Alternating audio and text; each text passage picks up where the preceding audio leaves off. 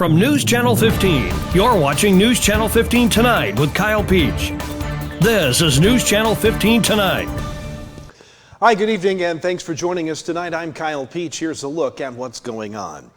A 43-year-old bicyclist from Carmi, James Easton, died on Saturday evening after being hit by a vehicle near Ewing Road on State Route 37 in Franklin County. It happened just before 6:30.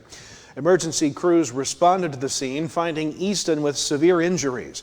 He was initially taken to Franklin Hospital and later to Deaconess Hospital in Evansville, where he was pronounced dead.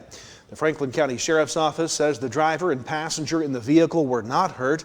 The incident remains under investigation by the Franklin County Sheriff's Office and State Police Traffic Crash Reconstruction Unit. Elsewhere tonight, a Florida woman was sentenced to state prison in Marion County Court. WNOI says 34-year-old Brittany Workman Ruger was sentenced to 5 years in prison after pleading guilty to possession of between 15 and 100 grams of a substance containing meth. Charges of meth trafficking, possession with intent to deliver meth, and a charge of possession between 100 and 400 grams of meth were dropped. All were tied to Workman Ruger's arrest back in November of 2023. She'll serve that 5-year sentence concurrently with 5-year terms handed down earlier for charges out of Clay and Effingham counties. An emergency roof replacement project at Mount Carmel City Hall will start soon. WSJD reports that City Clerk Ryan Turner told the City Council Monday that ADG has completed its proposal for the project and recommended Joyner Sheet Metal and Roofing for the work. The project involves removing the current roofing system on the older portion of City Hall, more than 20 years old, and replacing it with an upgraded material designed to last longer. The work will also include added insulation and a new edge system. The cost comes in at roughly $90,000, $20,000 less than the amount previously authorized by the council. Turner noted that some late bids were received but were not considered. The materials quoted in those bids did not meet specs. Turner says the repairs are urgent, with buckets and trash cans currently being used to catch water inside of the older section of City Hall. Crews have removed snow from the roof and attempted temporary fixes, but say replacement is needed as soon as possible. The process toward getting a new animal control warden for Lawrence County is underway. WAKO says the Lawrence County Board Building and Grounds Committee met in special session Friday. They immediately entered executive session and proceeded to interview 4 candidates, 3 females, 1 male, for the vacant post. After the interviews, the committee emerged from closed session and took no action. More interviews will be held at a future date before a decision is made. The county is seeking a replacement for Maggie Carter, who was terminated in January. Fairfield Park Board members shared their disappointment last week after learning their latest grant application for funding for the proposed splash pad was again rejected. WFIW says Park Board President Jay Fye reported the Park District currently has $520,000 for the project, but total construction could reach up to $1 million. As a result, additional funding will be needed. One idea discussed was to move forward by constructing the base of the splash pad and adding features as more money becomes available. In other business, Park Superintendent Chris Jenkins addressed concerns over a recent increase in goose death at the park. Jenkins said that according to game officials, the deaths appear to be part of a natural process and not the result of disease. He clarified only several birds had been found dead, not the 20 to 30 that some rumors had suggested. According to data compiled by the Illinois Petroleum Resources Board from Illinois' 43 oil-producing counties, statewide crude oil production totaled some 6.774 million barrels in 2025. That marks a slight decrease from 2024. Overall state production down 6.08%. Locally, White County continues to lead the state with 2.1 million barrels, down by 100,000 barrels from 24. Marion County second at 676,000 barrels. Crawford County third at 547,000 barrels. Wabash County was fourth at 351,000. Clay County seventh at 244,000. Wayne County was 8th with 231,000 barrels. Lawrence County 9th at 226,000. Hamilton County 10th at 222,000 barrels. Richland County 13th at 178,000. Jasper County 14th at 160,000. Edwards County was 17th at 91,000. Despite some counties experiencing gains, the general trend was down across the state in terms of crude oil production. Stay with us. We've got more to come tonight. A look at your weather forecast is next. Severe weather could be possible later this week, and we've got sports. Stay tuned. You're going to love the great deals at Steve Faulkner Automotive. Get 0% financing and $7,000 off Ram 1500s or Lisa Pacifica for $399 a month. See the deals at SteveFaulknerAutomotive.com.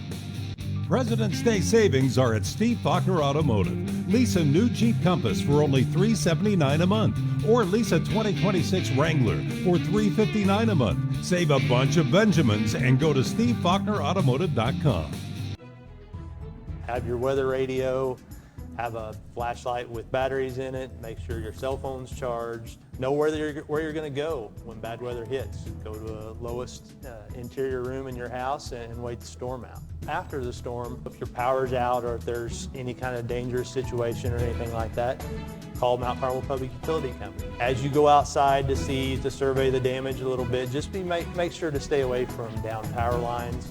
Weather, we've got warming conditions, some rain on the way, a severe weather chance, and maybe even a rain-snow mix. It's a fun-filled forecast for you here tonight. Nothing showing up on radar after a pretty pleasant day today. More of those to come. Let's take a look at numbers. 56 was our high temperature this afternoon under a mostly cloudy sky. 45 was the low this morning, well above normal for this time of year. Here comes the clouds that we've seen throughout the day. They will start to push off to the east. We can't rule out a quick dashing of a shower or two overnight in the pre-dawn hours. Clouds will start the day. We'll see the sun tomorrow afternoon before clouds build back in for Wednesday night into Thursday. Thursday evening, especially afternoon and later on in the night, looks to be where we could see a severe weather threat forming along this line. This at 6 o'clock our time on Thursday. We'll keep an eye on that, as well as potential for other storms in just a bit. The National Weather Service, through the Storm Prediction Center, has placed the area under a level 2 slight risk of severe thunderstorms for the day on Thursday. Looks like damaging winds and a tornado threat are going to be possible. We'll continue to forecast that a little bit more in detail as we move through the day tomorrow. For tonight, again, that stray shower in about that 2 to 5 a.m. time frame.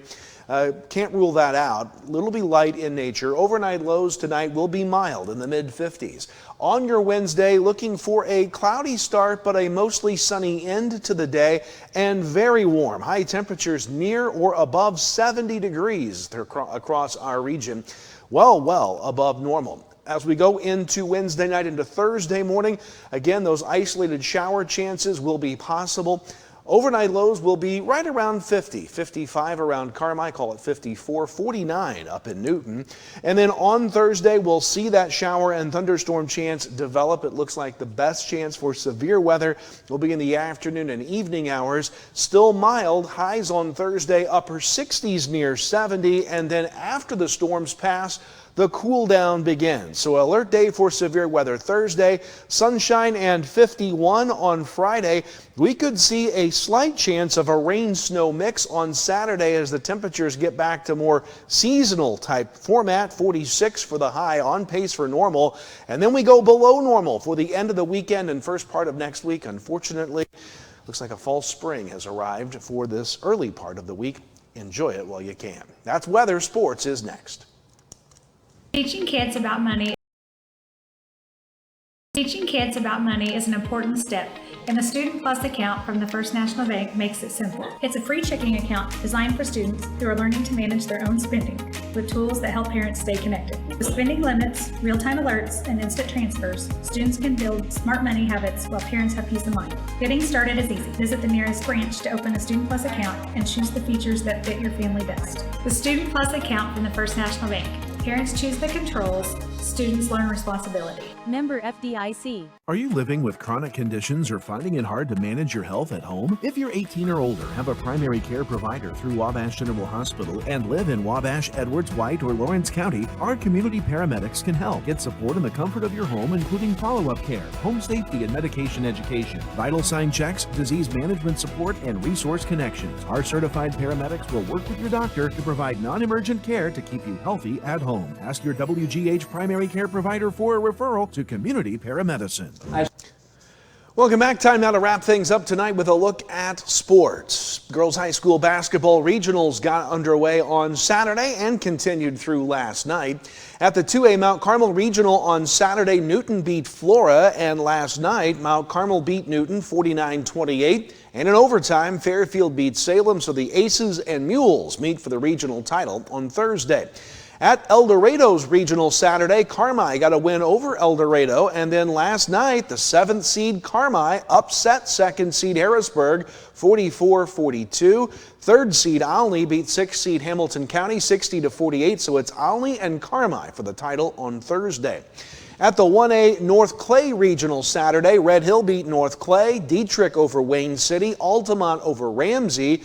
Last night, Red Hill fell to top seed Brownstown 47-12. Dietrich beat Altamont 35-26. Championship there on Thursday. Meanwhile, at the 1A Weber Regional on Saturday, it was Weber over Cowden Herrick 67-34. Lawrenceville over South Central. Tonight, Edwards County meets Weber and Woodlawn meets Lawrenceville. The champions will be crowned on Thursday there as well. In high school boys basketball from the weekend, on Friday, Mount Carmel beat Paris 41-30. Newton beat Olney in overtime 58-47. Lawrenceville beat Casey 48-41. Robinson over Red Hill 75-65. Fairfield beat Edwards County 50-35.